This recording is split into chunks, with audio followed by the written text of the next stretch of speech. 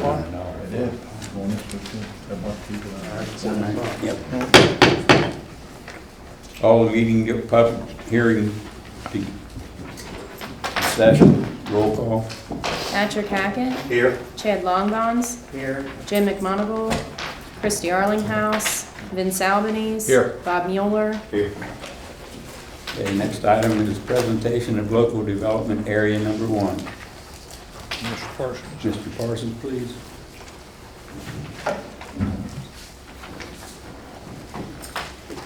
Good evening, and members of council and the public.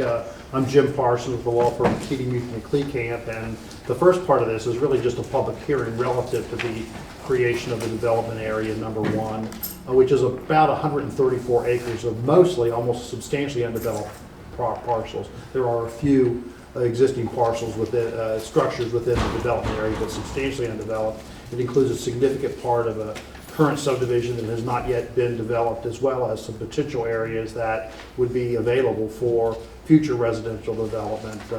This particular development area, as is contemplated, would not be for the use of the specific private development projects, but would actually be utilized to encourage and to develop better road access in the area, basically through a relocation and upgraded Eubanks Road. And that's the purpose of this. Any incremental increases in taxes created by the private development will be utilized exclusively for that particular public infrastructure project. Assuming the council is ready to move forward, a couple things on this type of development area. One, it doesn't impact any property owner within the area per se. Just being in the development area doesn't create any restrictions at all. It doesn't change the way property is utilized. It's not a zoning document.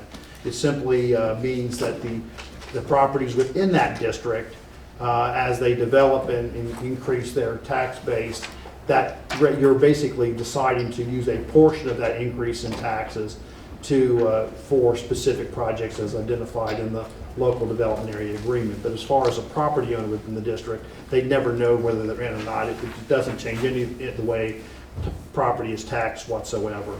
In addition to that, the plan as envisioned at this particular point, assuming council moves forward, is for the city to pledge 65% of its incremental real estate taxes. So occupational taxes, payroll taxes are not being included here, even though this is primarily a residential development. There is actually would be pretty significant amount of payroll taxes created by the construction impact here. None of those taxes are will be pledged by the city. In addition to that, once the specific project has been funded, even though it's a long-term pledge of the city, once that project has been funded, unless council decides to fund other things within the local development area, that could actually, you could terminate the development area and any pledges that are part of that. In addition to that, the plan here is that in addition to the city pledge, based upon the other districts that have been created in Kenton County, we anticipate that the county would participate to a certain amount of their incremental real estate taxes, as well as PDS. And there is the potential of asking other special districts to participate, but just from a history standpoint, we do know that those other 2 taxing districts have agreed to participate with 4 other districts that have been created in Kenton County. So we would anticipate, nothing's guaranteed, but it's anticipated based upon the precedent that's been set that PDS and the county would actually be pledging a portion of their revenues, which actually then would assist the city, because otherwise those taxes would be utilized somewhere else relative to that. I'll be glad to answer any questions for you about this. Is basically the first step. We have a public hearing, we have a first reading. Ultimately, you adopt the ordinance if you choose to go forward, and then at the same time, we'll be working with the county and PDS, because the fiscal court would have to officially approve the local development area agreement along with PDS, and there's a process we would have to go through. We'd also be working with staff to more clearly identify the old revenue.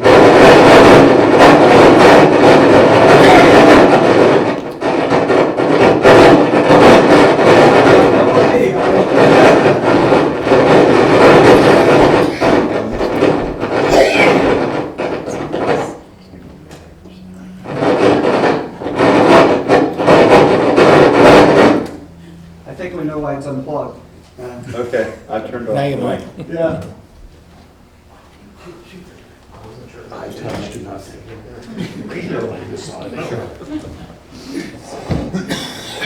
We would more clearly identify the actual assessed value currently as of 2018 in the development area. When we have a situation like we have now, we have a partially developed subdivision, it's kind of hard to, we will allocate a portion of that subdivision out of the area and part of it in, so that we would get a better idea of the actual old revenue calculation that would be part of that. But I'll be working with staff and PBS to get a better handle of that. We did advertise this in the Inquirer for a public hearing, and so I don't know if there's any other comment from the council or the audience, but that's the first step here, is to have a public hearing relative to the development area. And I'll be glad to answer any other questions either now or when the matter comes up on the agenda for consideration. Okay, Thanks. thank you. Thank you. Thanks, Jim. Any comments? Need a motion to adjourn? Just one point, I'm sorry, don't want to, if there is comments from the audience, you at least ought to, I guess, Okay. take those first. Is there any comments from the audience? Doesn't sound like it. Okay. Motion to adjourn? I'll make a motion to adjourn. I'll second that. Pat, motion to adjourn, Vince second.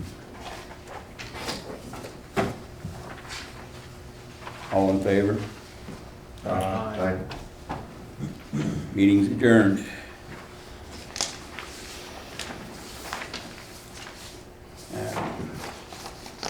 Call to order the regular council meeting for October 14th. Roll call. Patrick Hackett, Here. Chad Longbons, Here. Joe McMonagle, Christy Arlinghouse, Vince Albanese, Here. Bob Mueller. Here. Okay. The quorum.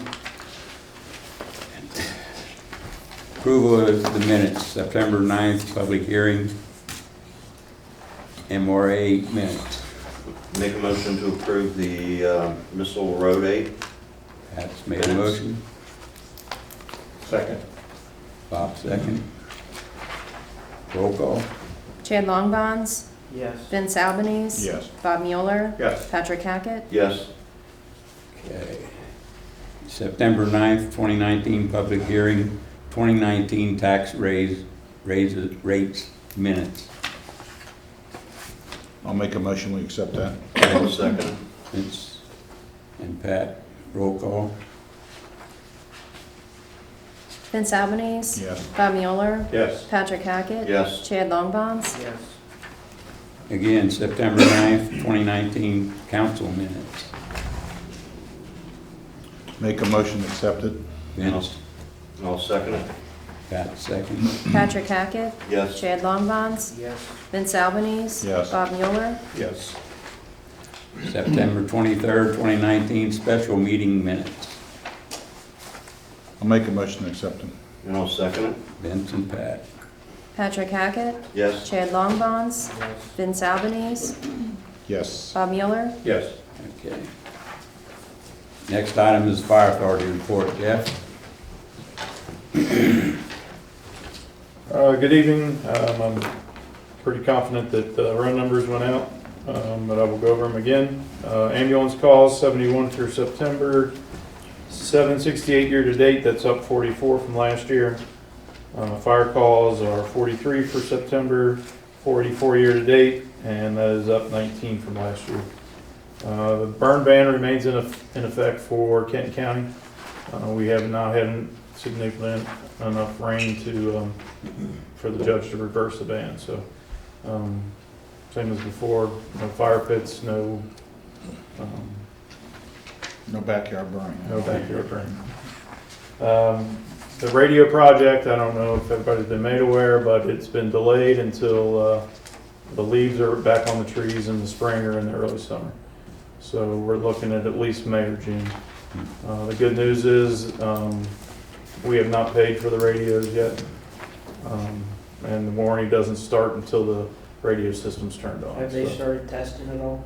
No, that got delayed. There's a problem with a tower that they share with Indiana that they could not work out an agreement with Motorola in Indiana and Kentucky. So they have not, they were supposed to start testing October 7th, and that did not happen. So it's too late now. I think all the police and fire departments agreed that we want it done right, so it's worth waiting until. I thought they wanted the leaves off the trees so they could. They have to be on the trees, it'll block the radio waves, so. Okay. That's pretty much all I have. The new firehouse committee, we did meet last Wednesday. There was some confusion with the company that was gonna give us a quote on what the old firehouse was worth and could it be used for anything. They came back with a really good price, but what they gave us was not what we asked for. So they're gonna rebid that and come back and reevaluate the building. Are we gonna have the meeting here next Monday, or on the design? I believe so. I haven't seen anything from Megan yet. I haven't seen an email either, that's why I'm asking. So I'll reach out to Megan I and appreciate have her email the entire committee. What they did agree on is that we're probably going to rotate between Villa Hills Council Chambers and Crescent Springs, just to take it out of the firehouse. Okay. Good. Any interruptions, so. Any All right. questions for me? Thanks, Jeff. Thanks, Thank Chief. you. Thanks, Chief. Okay, next item, police report. Chief Allen. Thank you. I'll touch on a couple quick points real quick. We had 1,467 calls for service, total crimes 26, collisions 16, 168 citations, 105 courtesy notices. Out of the total crimes, we had 3 larcenies, the rest of them were misdemeanor crimes or based on arrest, based on traffic stops, so it gets counted in. Our case summary, we're at 96% solvability rate, which is good. There's a breakdown of the case offense and crime code, so just for your perusal. Top roadway collision, Buttermilk again tops the list. Anderson at 4, the second.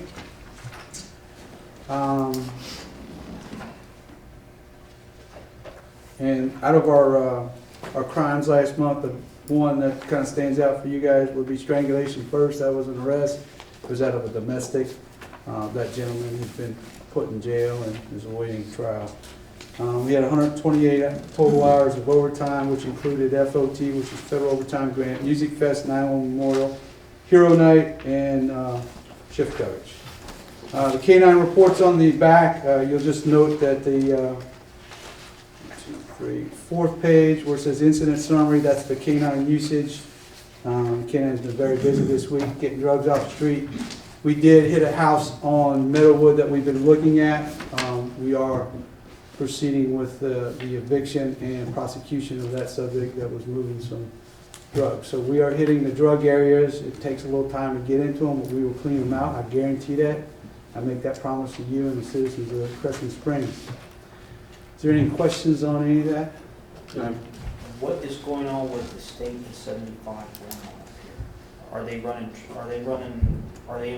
radar on the 75? The new federal overtime grant money started in October, which is, we're part of it.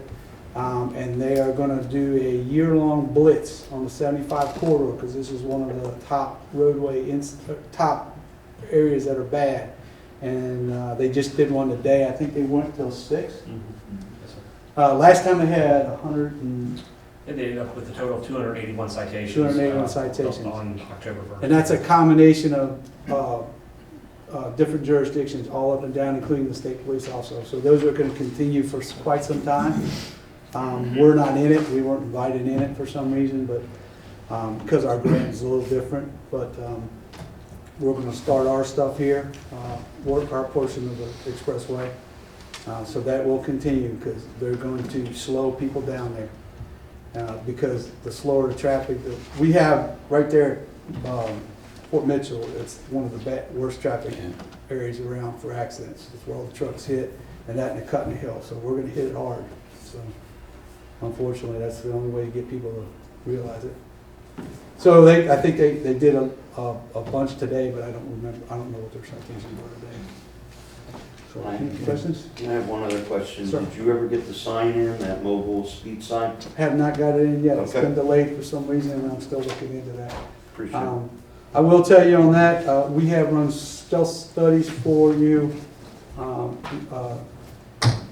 Mr. Daly has 2 of the stealth stats. The other one, we're running at Edenderry as we speak now. That'll Oh, be you a couple are? days. I'll give you those numbers. You'll have them for next month's meeting.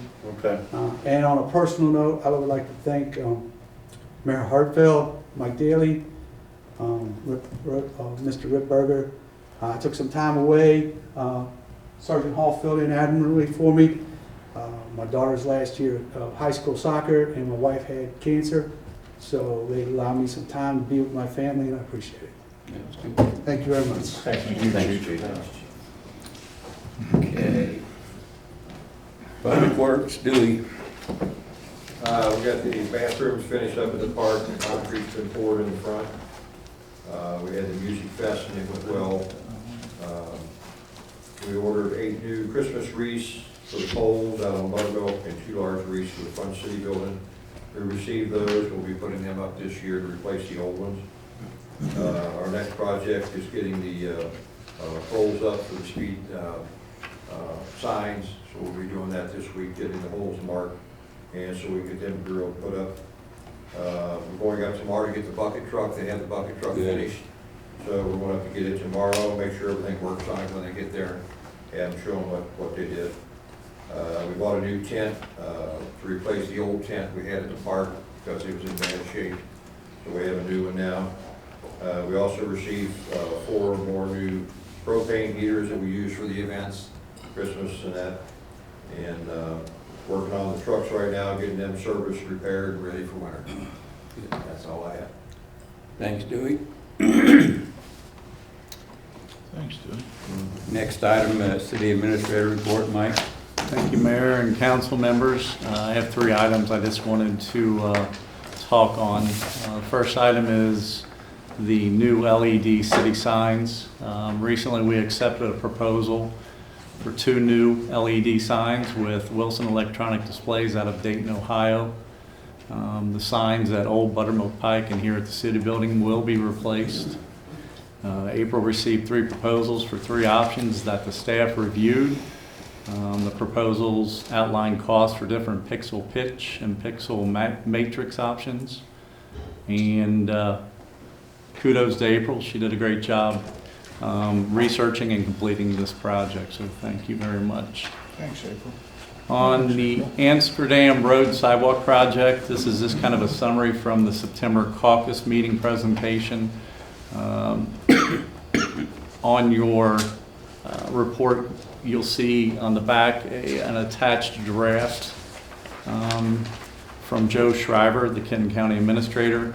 He's working on a new resolution to be executed and signed. Once it's signed, he will forward it our way for review. What was brought up at the last meeting is that the grant will be divided 3 ways: Kenton County, Villa Hills, and Crescent Springs. And Physical Court is willing to allow Villa Hills and Crescent Springs the ability to pay over 4 annual payments once construction has been completed on this project. And lastly, KLC Investment Pool Plus program. Just a reminder, this team will be at our next caucus meeting to present on a new program offered through KLC. And lastly, I just wanted to say thanks to April and Lori, to the police department, to the fire department, to the committees for Villa Hills and Crescent Springs and Public Works Department for the great job they did with Music Fest. I attended that with my wife and my sisters and brother-in-law, and it was the first time I was there, and it was a nice night, and everybody did a great job. So thank you very much. What's our share of the sidewalk granting in? Please? What is our share of the sidewalk granting in? It's 20%. Probably about 166. Yeah. 166? Yes. Stayed out for 4 years. Over 4 years, yes. If there's any other questions, I'll try to answer them for you. Nobody had any? All right. Okay. Mayor's report, I don't have anything. Old business, nothing on this, I have some I want to bring up under new business, under new business. new and old. Okay. I'd like to bring up what Mr. Parsons was talking about, the economic development program that we're putting in place at this time. I believe a few of the residents are from back in Crossings and so forth, and it's reference to the traffic and so forth and the speeding and everything. I understand, and the council and all the staff understands what you're going through back there with the construction traffic and the amount of traffic that's back there. The reason I want to address this is for the last 4 or 5 months, we've been very aware of what you're going through. And it's kind of heartfelt that's going on. When the 2 subdivisions went in, there was not a whole lot that the city of Crescent Springs could do because it's zoned for that, and that is a permitted project. However, we were concerned about having another alternate route to get in and out of there. No matter what we do, it's very, very expensive to try to do that. So this administration and this council, we've looked at it for the last 5 months. We've been working with Mr. Parsons. We've been brainstorming and trying to find an alternate route to get traffic out of there. We've met with Kenton County, we've met with the state, we've met with a lot of people. We've looked at grant monies, we've looked at different funding mechanisms. The Economic Development Committee, which Bob Mueller was part of, and the mayor and everybody else last year, we've been trying to put economic incentives together in the city ordinances for packages that when we have different projects like this that comes up, that we have ways to fund projects, whether it be a firehouse, whether it be a schoolhouse, whether it be a road, no matter what the case may be. In this particular situation at the beginning of the year, Bob Mueller, Pat Hattrick, the mayor, Mike Daly, who's the city administrator, is doing an excellent job. All of us got together and we're looking at possibly 4 to 5 different potentials, access points. We're looking at one in particular out of the 5. That project can be very expensive, like maybe $4.5 million or more. In order to fund that, that is what we've put in place, is this TIF program and this economic, to be able to use some of the tax money that is coming from the new development, the 2 new subdivisions, to relocate a road, build a new road, or do something to have another way in and out of crossings in the 2 new subdivisions and so forth. What that particular route's going to be, we're not exactly sure. We're pretty sure, but we got to make sure before we release that information. But one of the things that I want you to be aware of, not only is it because of the traffic, but we look at it, and we've been looking at it for several years, even before the new subdivisions were going in, and it was just crossings. If we had a tragic accident or disaster, such as a tornado or something come through there and close it all out, there's only one way in and one way out. And that's been a big concern of mine and this council for a long time. Finally, we, through Bob and Pat and the Economic Development Committee, we've found a way to fund that. And that's what we've been doing for the last 5 months. I've seen the emails and crossings. I'm a member of that. I get them. And I understand the frustration that everybody's going through. And I believe everybody here does. But I just want you to know that we are aware of it, we are hearing you, and we are trying to do something about it, just so you know that. But that's what this TIF district's about, that's what this pledge is about, and so forth. So we're trying to to alleviate some of that. We're just not ignoring. I just want you to know that. So I got Okay. Under new business, reading of resolution 2019-3 ratifying the interlocal agreement for the city of Crescent Springs, Kentucky with the Northern Kentucky Regional Ethics Authority. Resolution number 2019-3, resolution of the City of Crescent Springs, Kentucky, ratifying the interlocal agreement for the City of Crescent Springs, Kentucky with the Northern Kentucky Regional Ethics Authority. Whereas ordinance number 2011-1 is amended, establish a code of ethical conduct applicable to the officers and employees of the City of Crescent Springs, Kentucky and its agencies. And whereas Crescent Springs entered into an interlocal agreement to join the Northern Kentucky Regional Ethics Authority, NKREAA, to implement said code of ethics. And whereas the NKREA has now added 2 additional members, which are the City of Romley and the City of Dry Ridge. And whereas as a result of the addition of these members, the City of Crescent Springs hereby wishes to remain in the interlocal agreement and remain a member of the NKREA. Now therefore be it resolved by the legislative body of the City of Crescent Springs, Kentucky, Section 1, that the City of Crescent Springs, Kentucky hereby ratifies its membership in the Northern Kentucky Regional Ethics Authority and authorizes the mayor to execute the new agreement with the NKREA, which includes the membership of additional cities. Section 2, that this resolution shall take effect and be in full force when passed and recorded according to law. Any comments or questions? Need a motion?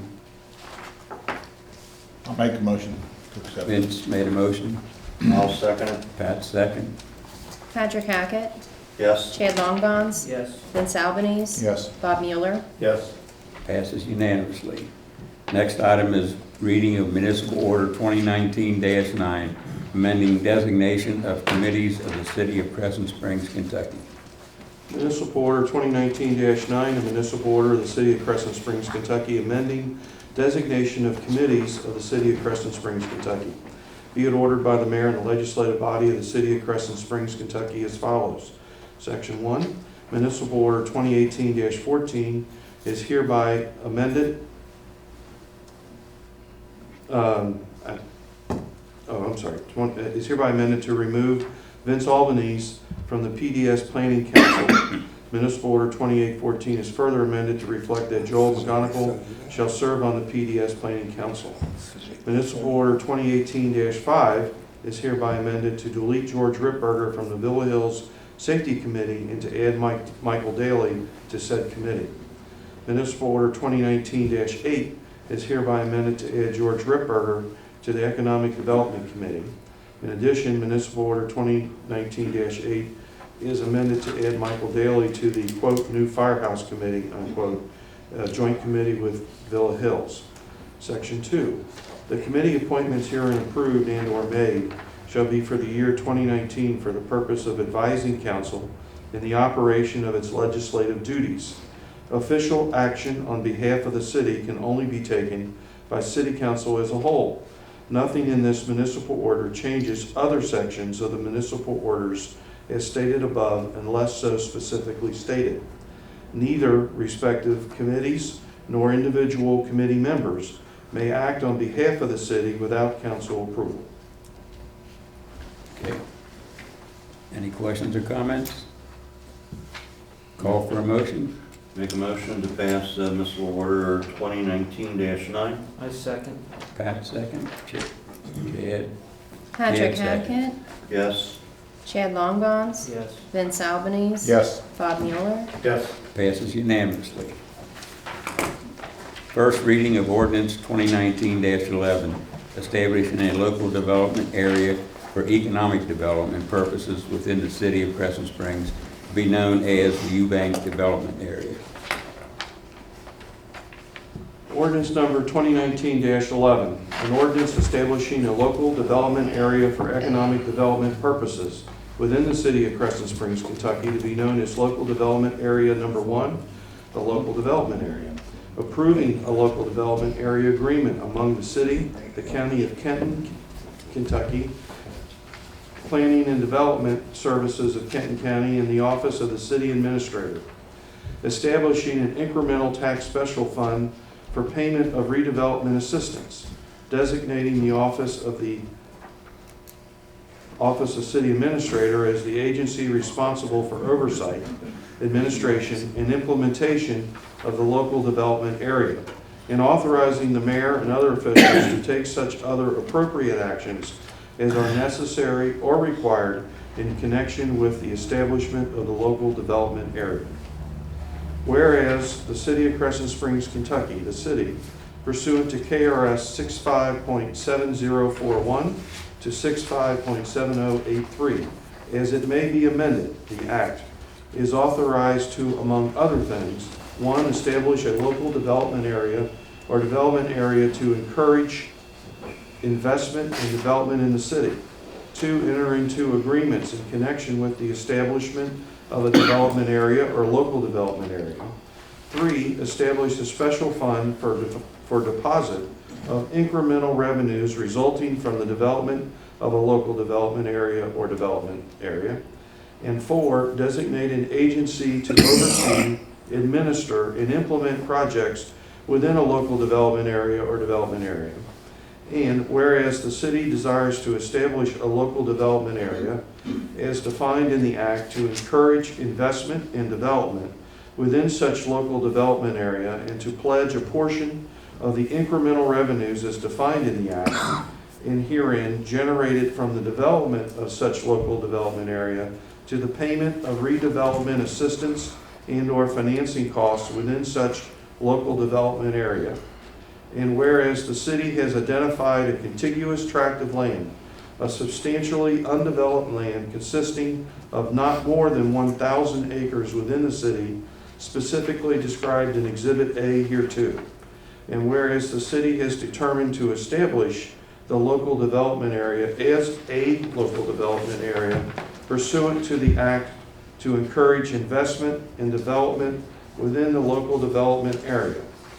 And whereas the city has agreed to support and encourage development within the local development area by pledging certain incremental revenues to pay for redevelopment assistance, as hereinafter defined, to promote the development of the local development area under the agreement hereinafter defined.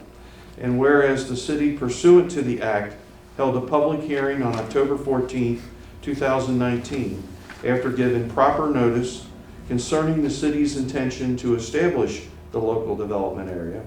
And whereas the establishment of the local development area is for a public purpose, and that the establishment and creation of the local development area within the city is for the benefit and welfare of the city's citizens. Now therefore, be it ordained by the City of Crescent Springs, Kentucky. Section 1, Definitions. 1.1. The capitalized terms set forth below when used herein shall have the following meanings. Agency means the office of the city administrator. Agreement means the local development area agreement among the city, the county, PDS, and the agency attached as Exhibit B hereto. County means the county of Kenton, Kentucky. Local development area means a contiguous geographic area of mostly undeveloped land located within the geographical boundaries of the city, which is created for economic development purposes by this ordinance to encourage the construction of new residential development within the city, planned to be developed, consisting of less 1,000 acres, as more specifically described in Exhibit A, attached hereto, to be known as, quote, local development area number 1, end quote. Establishment date means the date that the local development area is established pursuant to the act in this ordinance. Incremental revenues means the amount of revenues received by the city, the county, and PDS with respect to local development area by subtracting old revenues from new revenues in a calendar year as defined in the agreement. PDS means the Planning and Development Services of Kenton County. Pledged revenues means that portion of the incremental revenues which are pledged by the city, the county, and PDS pursuant to the agreement to to pay for the redevelopment assistance related to local development area as set forth in the agreement. Redevelopment assistance shall have the meaning as set forth in the act and in the agreement. 1.2, all capitalized terms used herein and not defined above or in the recitals to this ordinance shall have the meaning as set forth in the act as of the effective date of this ordinance. Section 2, findings and determinations. In accordance with the act, the city hereby makes the following findings and determinations with respect to the local development area. 2.1, the local development area consists of a contiguous tract of land that is less than 1,000 acres. The actual size of the local development area is approximately 134.16 acres. 2.2, the local development area constitutes substantially undeveloped land. 2.3, the establishment of the local development area will not cause the assessed taxable value of real property within the local development area and within all, quote, development areas, unquote, and, quote, local development areas, unquote, established by the city as those terms are defined in the act, to exceed 20% of the total assessed taxable value of real property within the city. The assessed value of taxable real property within the local development area for calendar year 2018 will be less than $3 million, and the total assessed value of taxable real property within the city for the calendar year 2019 is $338,949,886. Therefore, the assessed value of taxable real property within all local development areas or development areas is significantly less than 20% of the assessed value of taxable real property within the city. Section 3, establishment, name, boundaries. All that area described herein by Exhibit A, attached hereto and made a part hereof, is located within the city and is hereby established and designated as the local development area number 1. At the time of the enactment of this ordinance, the local development area is less than 1,000 acres, being approximately 134.16 acres in size. Section 4, establishment date, commencement date, termination date. The establishment date is the effective date of this ordinance. The commencement date of the local development area is the date of the agreement, and the termination date shall be exactly 30 years subsequent to such date, provided that if the agreement relating to the local development area has a termination date that is later than the termination date established in this ordinance, the termination date for the local development area shall be extended to the termination date of the agreement. However, the termination date for the local development area shall in no event be more than 40 years from the establishment date. Section 5, local development area agreement. The mayor of the city and the city administrator are hereby authorized and directed to execute, acknowledge, and deliver on behalf of the city and the agency a local development area agreement, the agreement, a form of which is attached as Exhibit B and made a part hereof among the city, the county, PDS, and the agency, authorizing the pledge of a portion of incremental revenues of the city from the local development area to the payment of redevelopment assistance. The form of the agreement among the city, the county, and the agency shall be in substantially the form attached hereto, subject to further negotiations and changes therein that are not inconsistent with this ordinance and not substantially adverse to the city. The approval of such changes by said officers and that such changes are not substantially adverse to the city shall be conclusively evidenced by the execution of such local development area agreement by such officials. Section 6, special fund.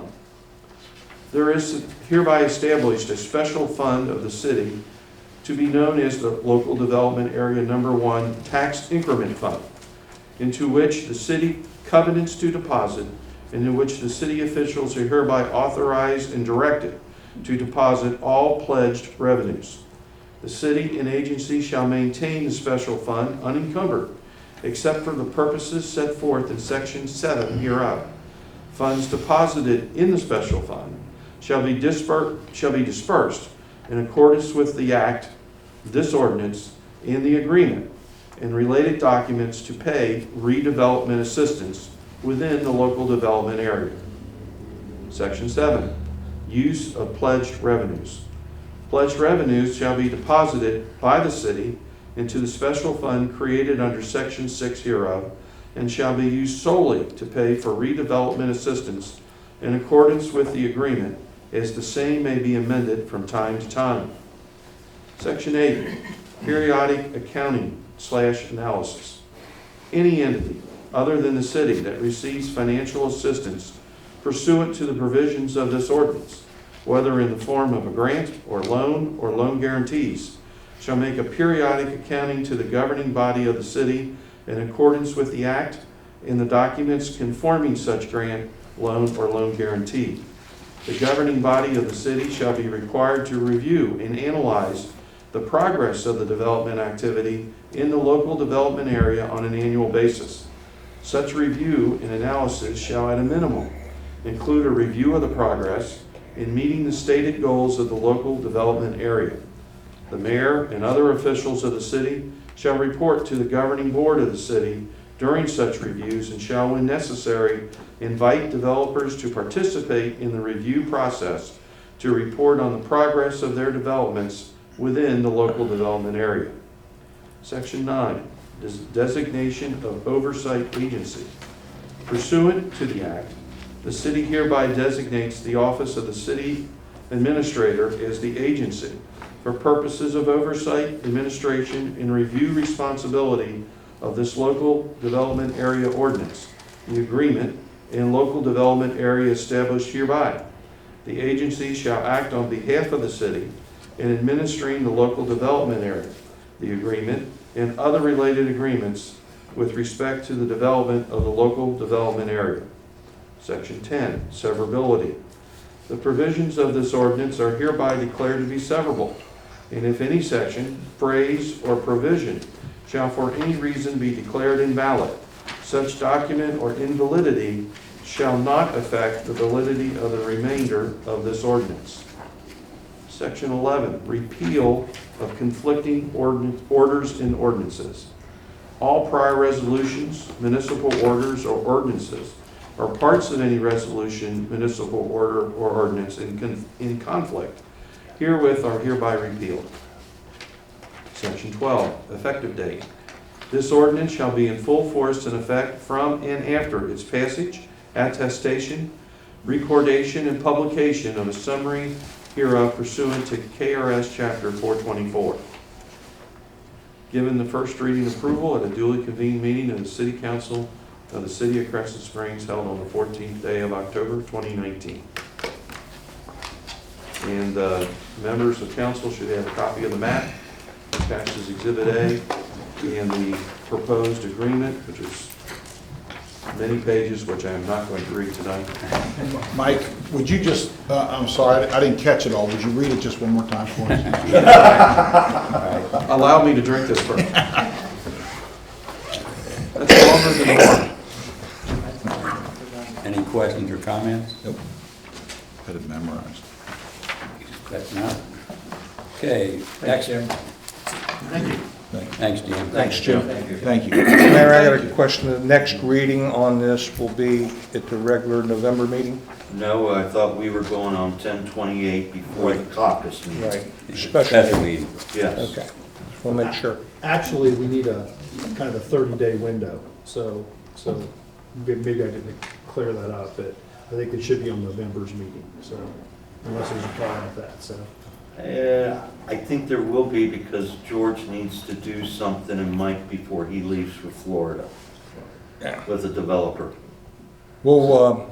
We'll talk. Okay, I'll give sounds you a good. call. Okay. Okay. Next item of business, residential safety concerns for Meadowwood area. Ms. Jay Winstow.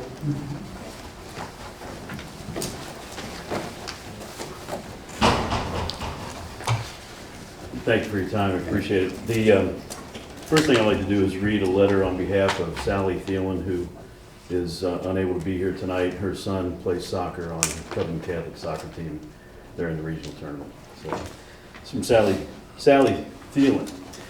This letter is to express my concerns over the crossings of Meadowwood with construction traffic that has been ongoing over the past year for the construction of the reserves at Meadowwood, the Henry Fisher subdivision in partnership with Wessel's Construction.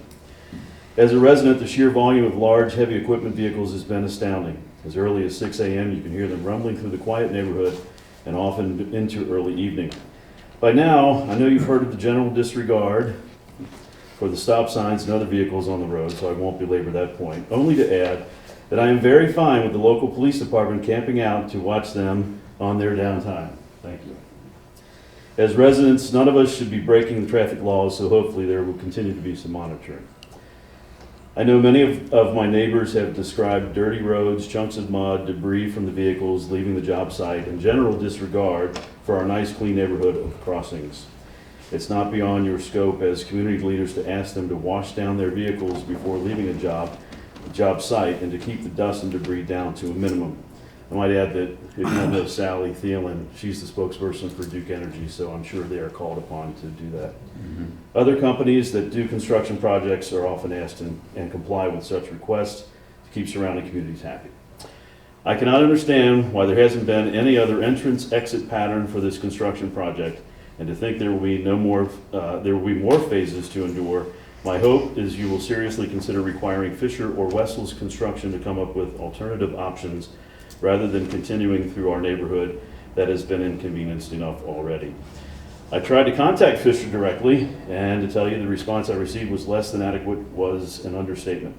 The representative, Julie Neese, could not have been less helpful.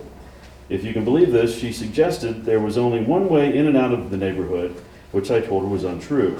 She also recommended I, the homeowner, look and write down the contractor trucks I saw driving through the neighborhood and to call those companies myself to request they abide by traffic laws and consider a different exit route.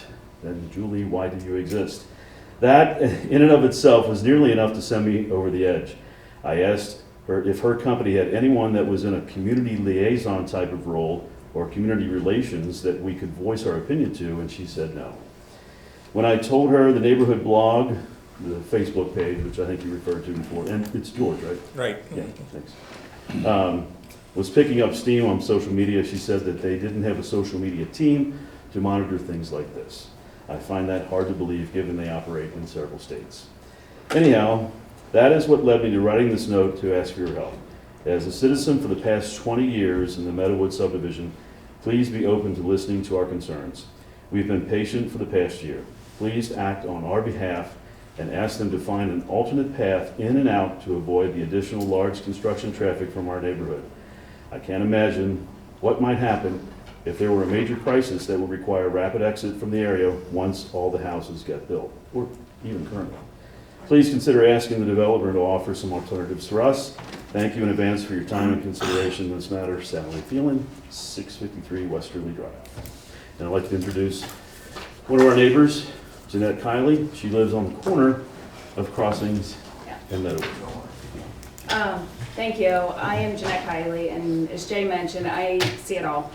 I have been there, and thank you for that explanation. I appreciate that you are all concerned, and I think the four of us that are here know that you're on our side. We are not the ones on social media. I want a safe place for my kids. I have a 9-year-old boy and a 7-year-old daughter, and we have hundreds of kids that run across that street. They should not run across the street, so I teach them to cross the crosswalk at the stop sign. That is not a crosswalk, it's not a stop sign, because trucks, cement trucks, garbage trucks, all kinds of vehicles to a tiny little sedan are blowing through the stop signs that my daughter is crossing at. I had to grab her inches from getting hit by a van, and that is what set me over the edge. So, we've been talking, I think, in my humble opinion, there are two situations going on here. One is the added construction traffic, and then all of the current residents are getting really frustrated, and there is a new development where everybody sees our subdivision as just a way into their new home. So, you know, I think there are problems like dirty roads, the broken pavement, the potholes, the nails, the increased traffic, vehicles not stopping. The biggest thing is that I feel that I might witness a child getting hit by one of these vehicles in my front yard, and I can't see that. And so I will keep coming to these meetings. This started over a year ago, and Chief Allen, bless his heart, listened to me in his office for an hour and has taken all of my emails. They've done all of the right things, in my opinion. They can't keep doing that. That is not good use of their time or our time as a city. And everybody will stop at the stop signs, and they will go 20 miles an hour when there's an officer sitting there. The second he's gone, it's all back all over again. So, you know, I think a car that rolls through a stop sign might be able to stop for a child. A cement truck that rolls through 3 stop signs that I witnessed cannot stop for a child. So, you know, I think the access road is the ideal solution to this, and it sounds like that's in the discussion and in the works, and I would love to see that happen. In the meantime, I think speed bumps will physically slow vehicles down. I think that's what's happening as you come into our subdivision.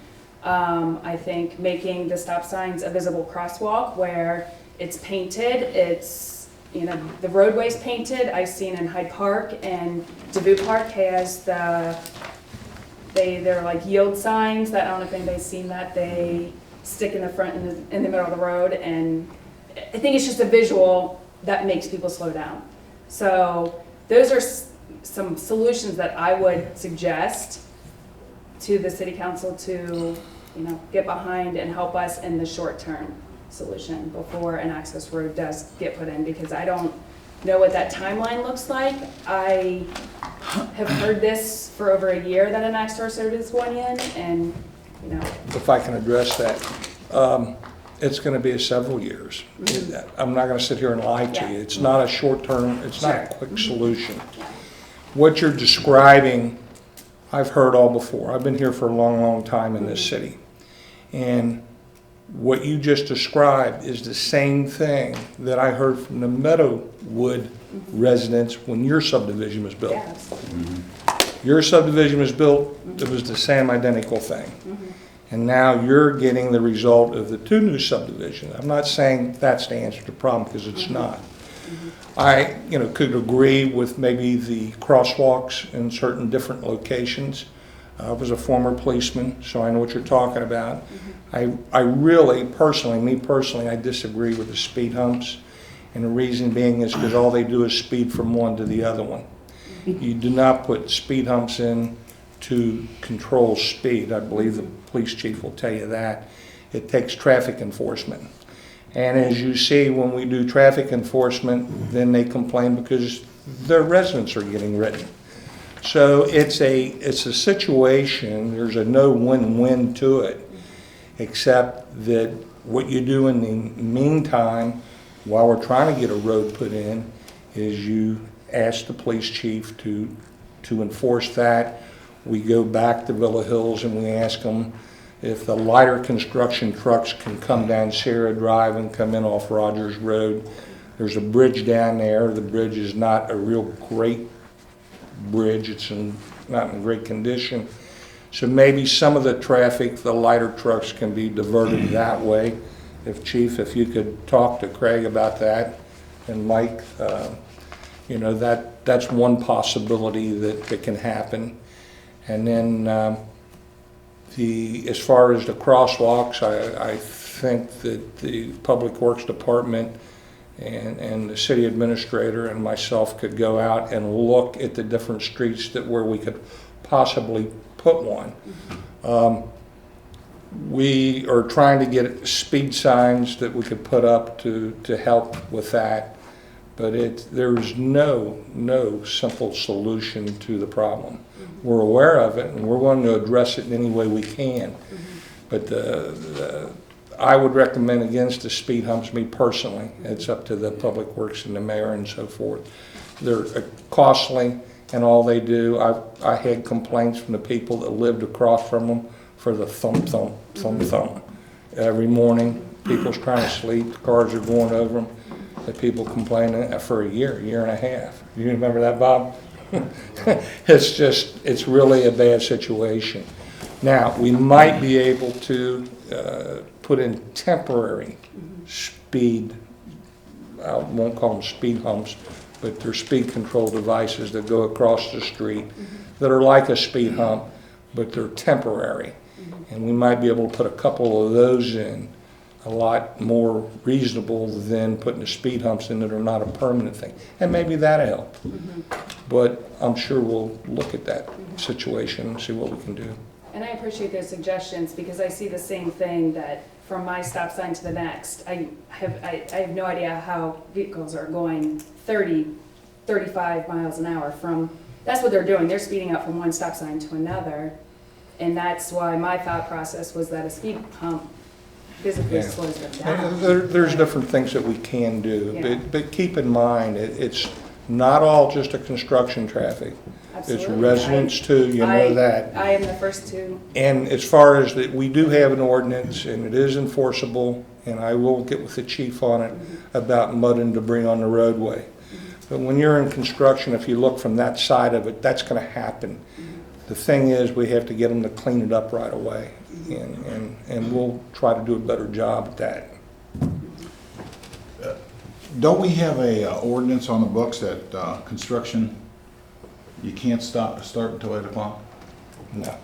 I thought we had something that said Not that. that I'm you're not aware allowed of. to- I think it's the rule of thumb that everybody uses, that it's normally 8 o'clock.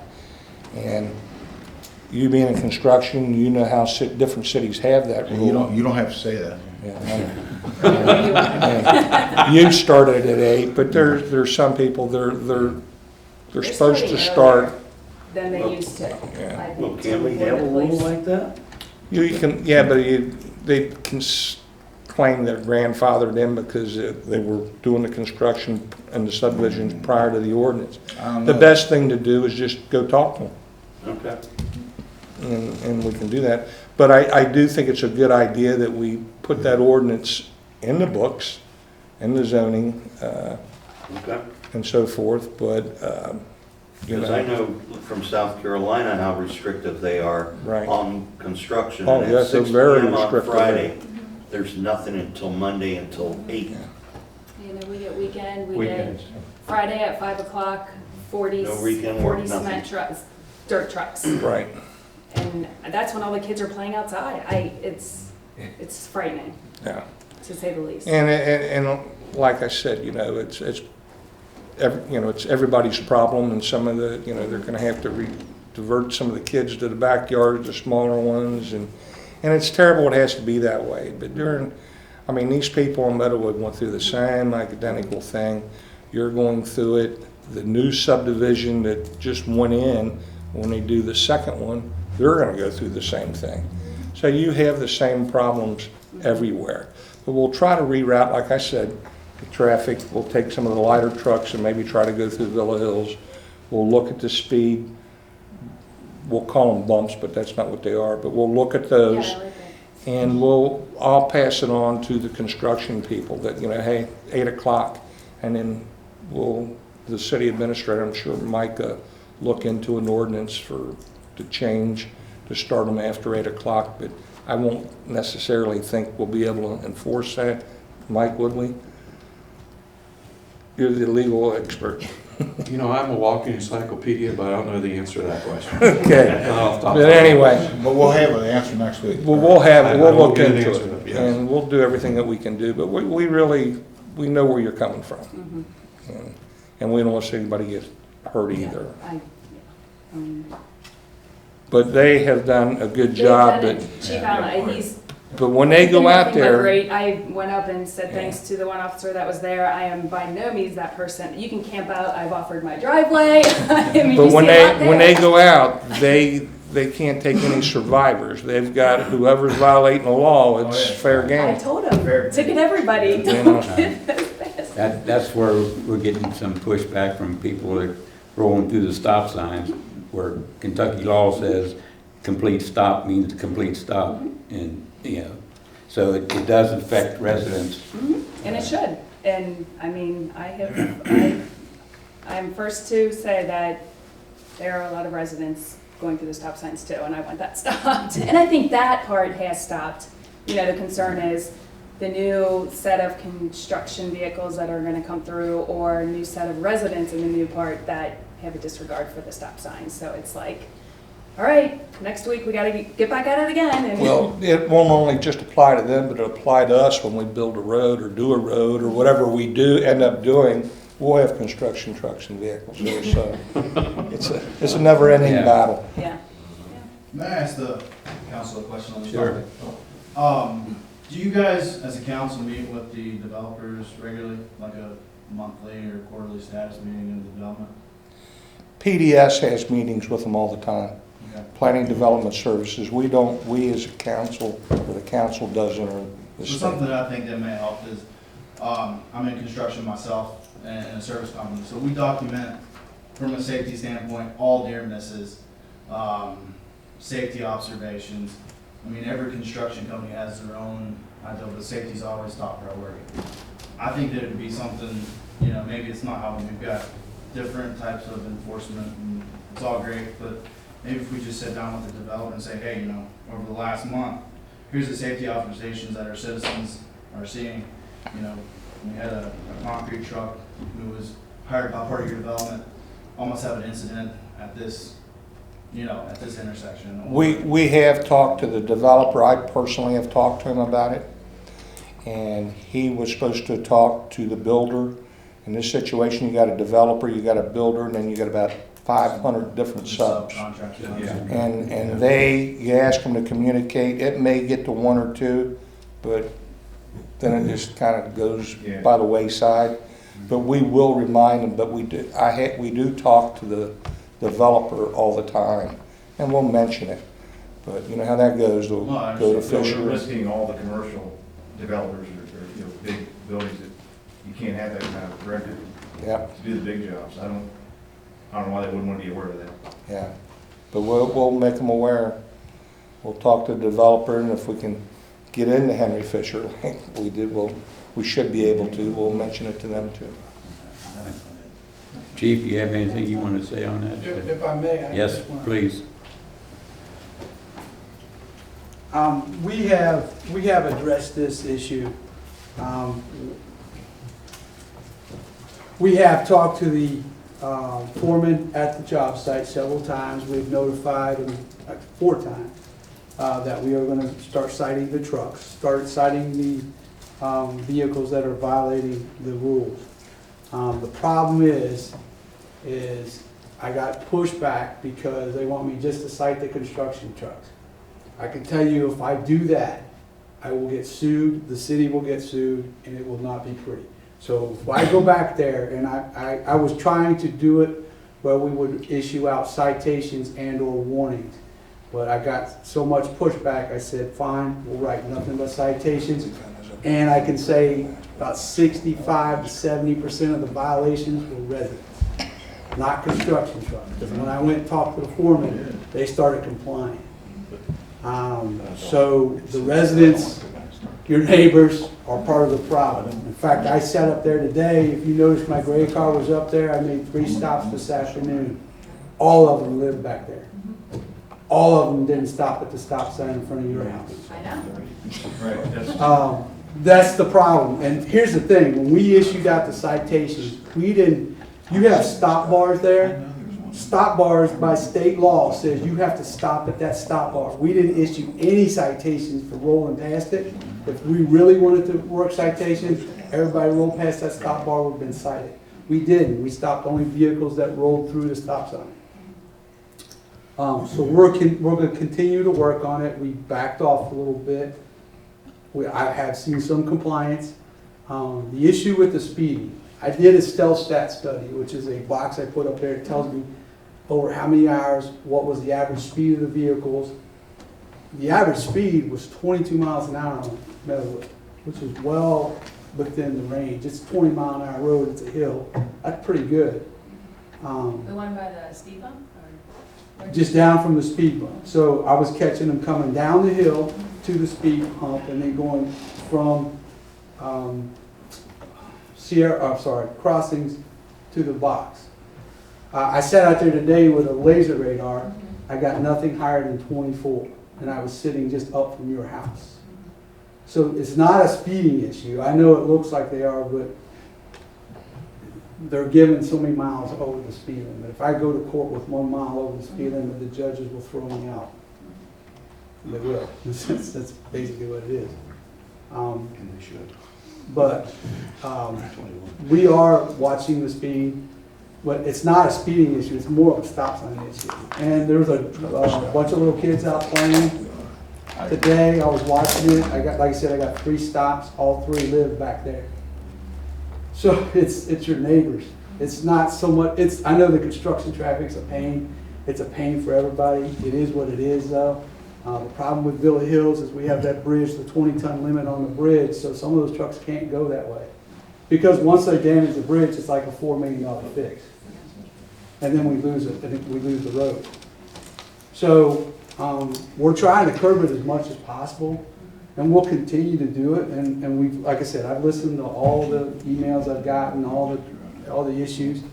We're doing our best, but I don't know if this is comforting or not. It seems like we've curbed it a little bit. I could tell today. I saw several dump trucks. I saw several cement trucks. They all stopped at the stop sign. I don't know if they figured out my car is the unmarked car or not. I don't know. But then I would sit down the road off on the side streets and watch those. And again, it was all residents.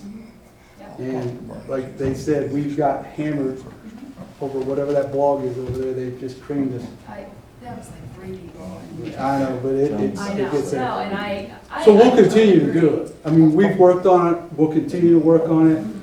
The bridge will be, or the exit road will be a bonus, but several years down the road.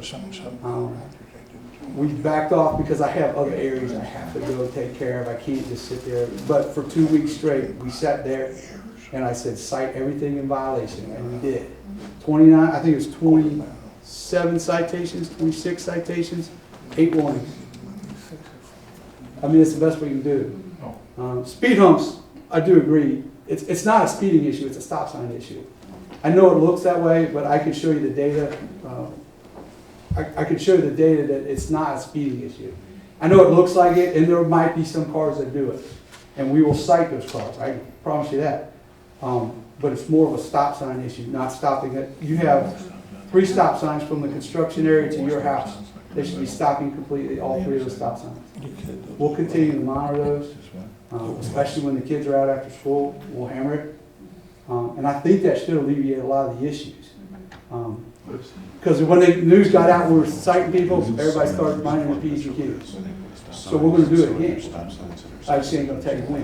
Yeah, please don't. I mean, I appreciate it, and I would agree with you 100% that a lot of it is the residents, and, you know, you got that, and then it was once the construction traffic started coming through, it's like, it was just this perfect storm of just chaos, and and so I know that what you're doing is probably gonna help fix the resident problem and not stop it. Well, hopefully it will alleviate some of it. Yeah. And like I said, we went back there 3 times, we talked to all the construction companies back there and said, we are going to cite everybody that violates the law.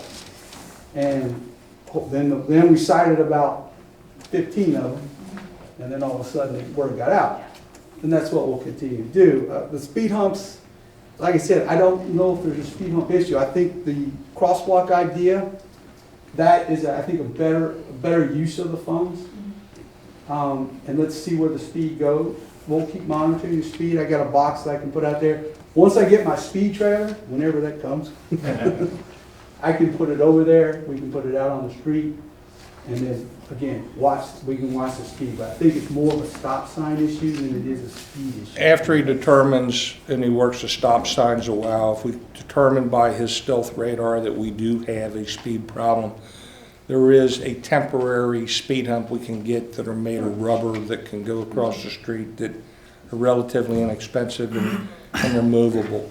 I don't want to go to that expense until we actually determine what the problem is. So I think we'll talk to the developer. We'll talk again to the subcontractors.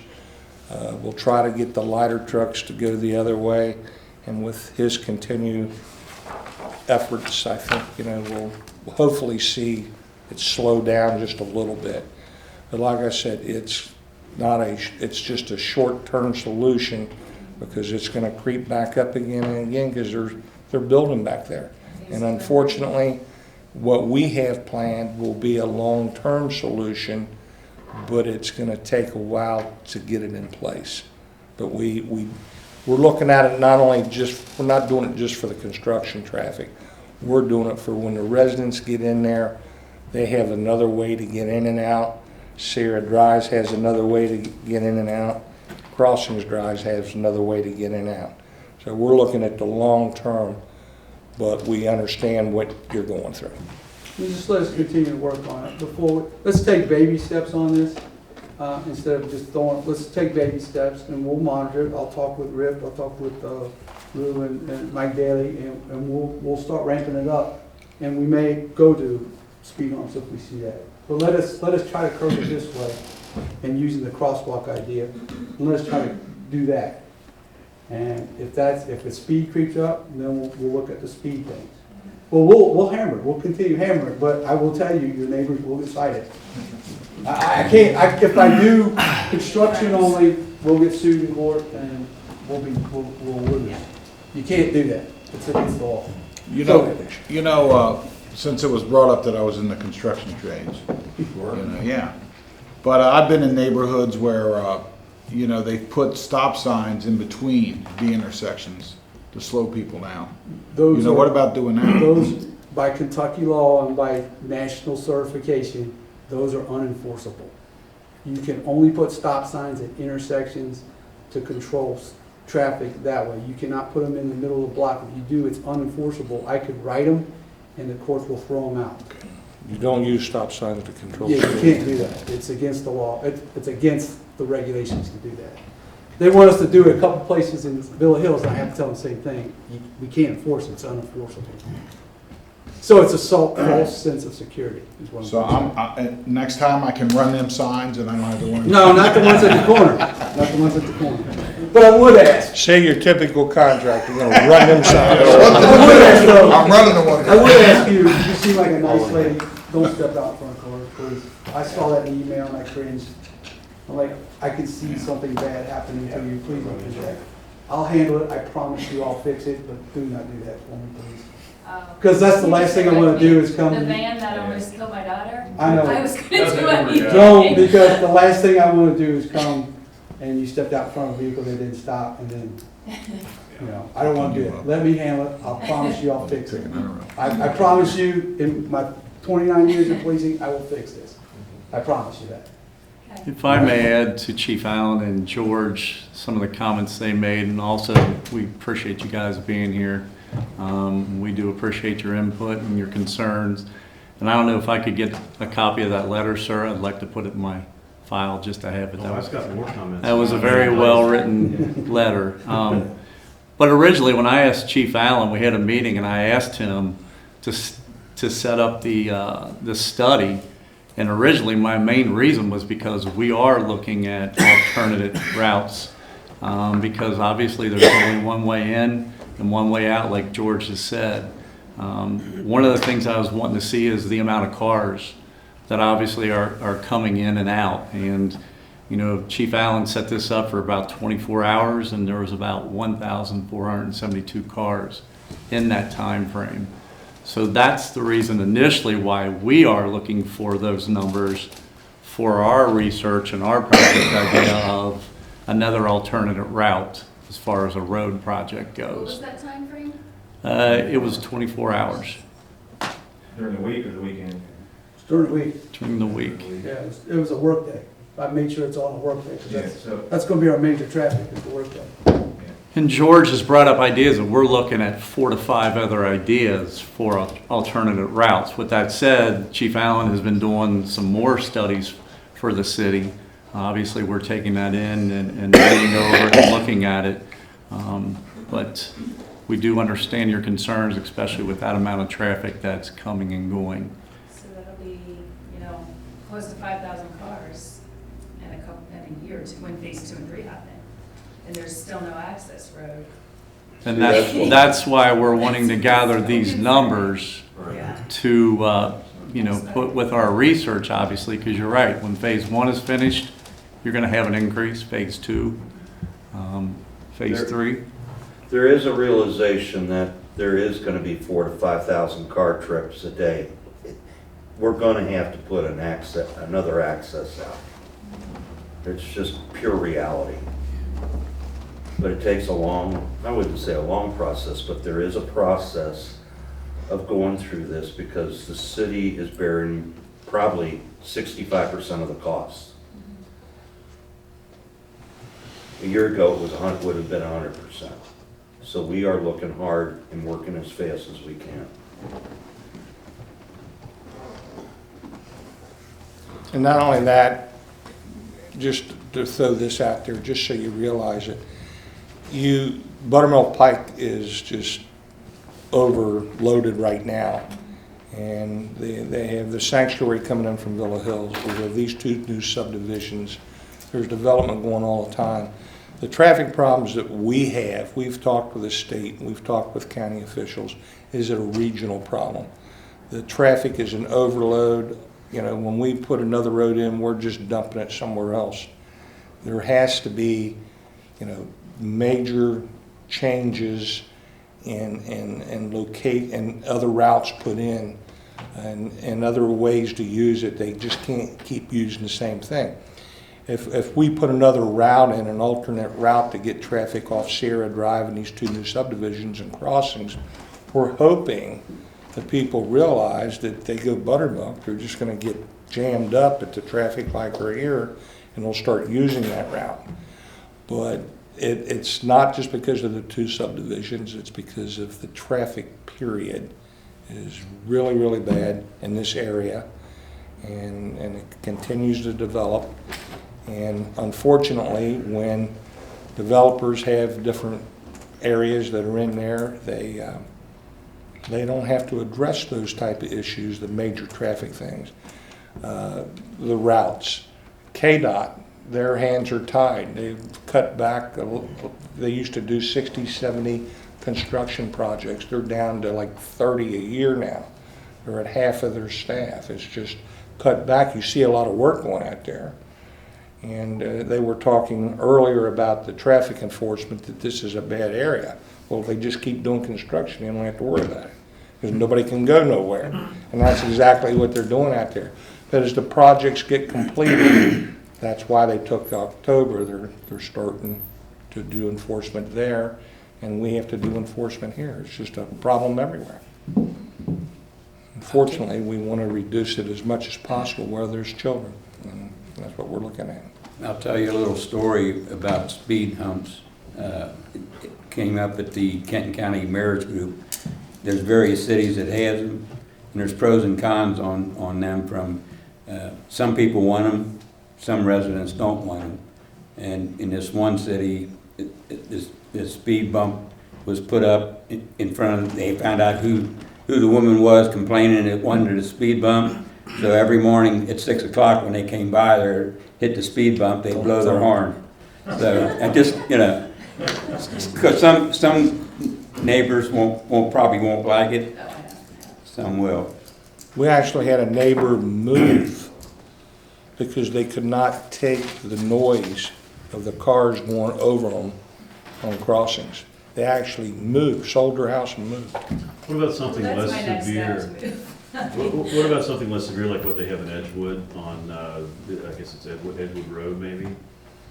Anyone's driven on that? Yeah. Like I have, they're a little wilder. They're small strips. Yeah, they don't make that noise like you're speaking of. Right.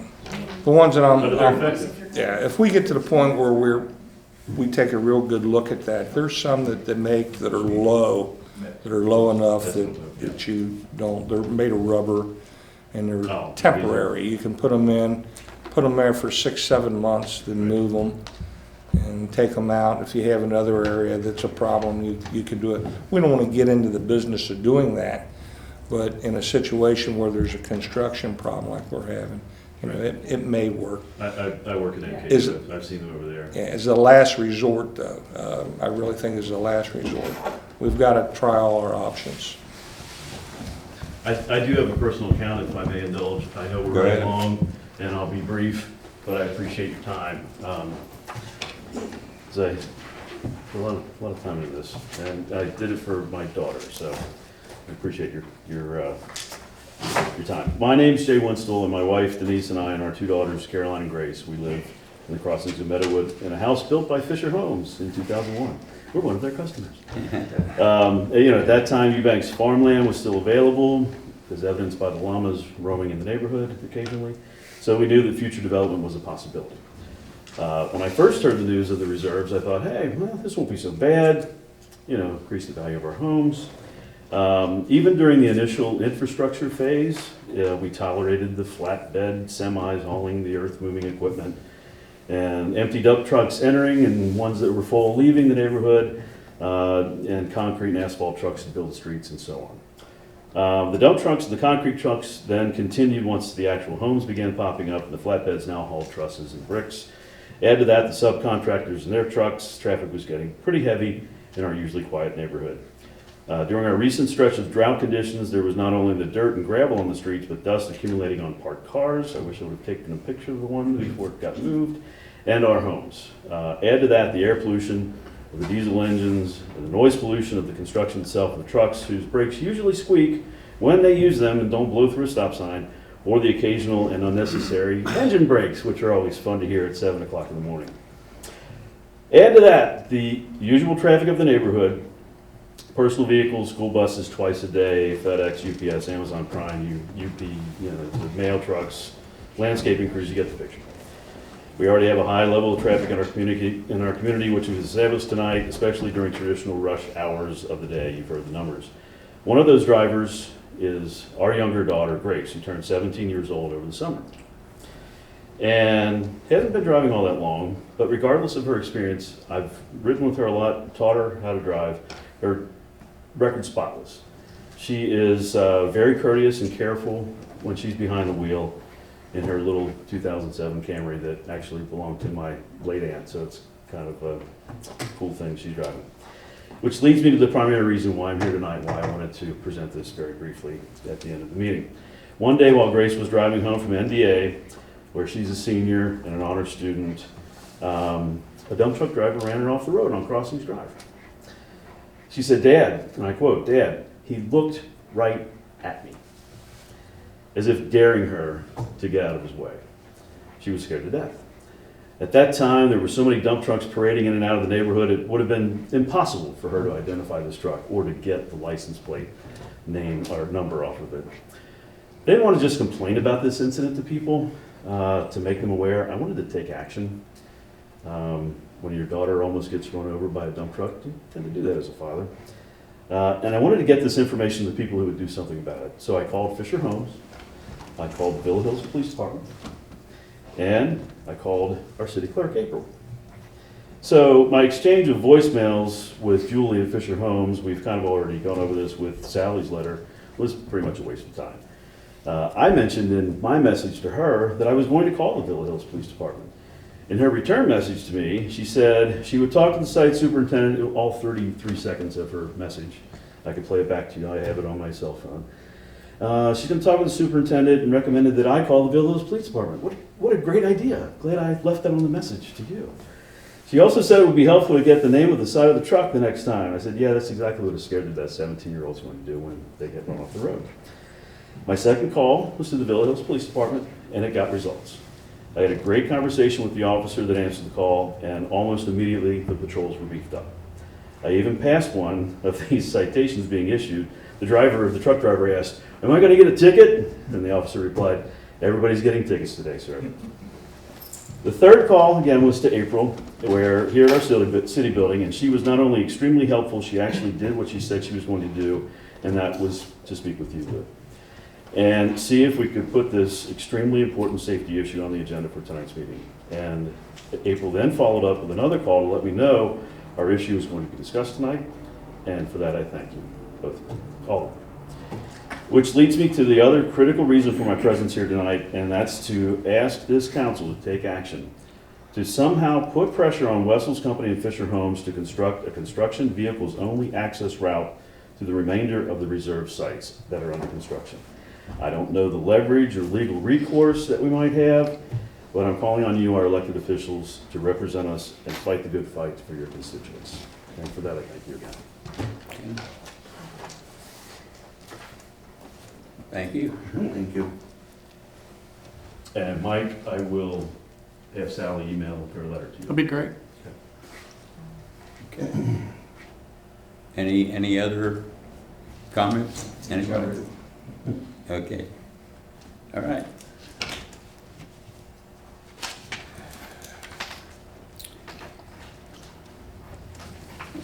October 16th is the finance meeting. October 23rd, economic development. 10/26 is Halloween in the park. 10/28 is our next caucus meeting. 10/31 is trick or treat, 6 to 8. And November 6th is the events and recreation meeting. Any other comments or questions? I make a Call for motion. motion. I make a motion. Vince made a motion, Pat seconded. All in favor? Aye. I guess that was a majority.